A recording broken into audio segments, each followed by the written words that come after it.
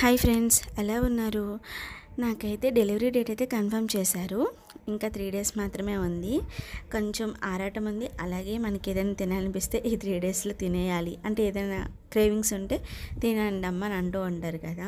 నాకు రవ్వ లడ్డు అయితే తినాలనిపించింది. సో అందుకే రవ్వ లడ్డు చేసుకుందామని ఫిక్స్ అయ్యాను. నేను ఎప్పుడూ చేసే ప్రాసెస్లో కాకుండా ఇంకొక ప్రాసెస్ ఏదైనా ట్రై చేద్దాం అనుకున్నా. కానీ మళ్ళీ ఎందుకులే వేరేగా ట్రై చేయడం, నాకు వచ్చినట్టే చేసుకుంటాను అనేసి ఇలా చేసుకుంటున్నాను. ఇది చాలా సింపుల్ ప్రాసెస్. మనం రవ్వని వేయించి పంచదార వేసి పాకం పట్టి ఈ పనులు ఏం లేకుండా చాలా ఈజీగా చేసుకోవచ్చు. చాలా సాఫ్ట్గా కూడా కుదురుతాయి. మీరు కూడా ట్రై చేయండి. ఫస్ట్ ఒక గిన్నెలోని ఒక కప్పు నూక అయితే తీసేసుకొని అరకప్పు పాలు అయితే వేసేసుకొని కలిపేసి 1 గంట వరకు ఇలాగా పక్కన పెట్టేసుకోండి.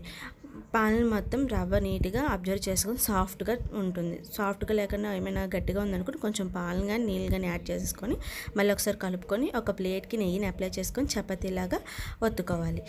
తర్వాత పెనం బాగా హీట్ అయిన తర్వాత ఈ రవ్వ చపాతీని వేసేసుకొని కాల్చుకోవాలి. 2 వైపులా బాగా కాల్చుకొని పక్కన పెట్టేసుకోండి.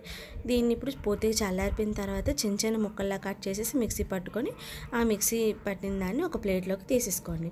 ఇక్కడ ఒక కప్పు నూక తీసుకున్నాను కదా, సో 1 కప్పున్నర వరకు షుగర్ అయితే పడుతుంది. స్వీట్ ఎక్కువ తిన్న వాళ్ళైతే కప్పున్నర షుగర్ని పిండిలా చేసేసుకోండి. లేదనుకుంటే ఒక కప్పు షుగర్ పౌడర్ అయితే సరిపోతుంది. పంచదార పొడిలా చేసేసుకొని అలాగే మనం ముందుగా వేయించి పెట్టుకున్న జీడిపప్పు కిస్మిస్ ఉంటాయి, డ్రై ఫ్రూట్స్ కదా, మీకు నచ్చిన డ్రై ఫ్రూట్స్ని కూడా యాడ్ చేసేసుకొని వండలా చుట్టేసుకుంటే రవ్వ లడ్డు చాలా సాఫ్ట్గా స్ట్రక్చర్ కూడా చాలా బాగుంటుంది.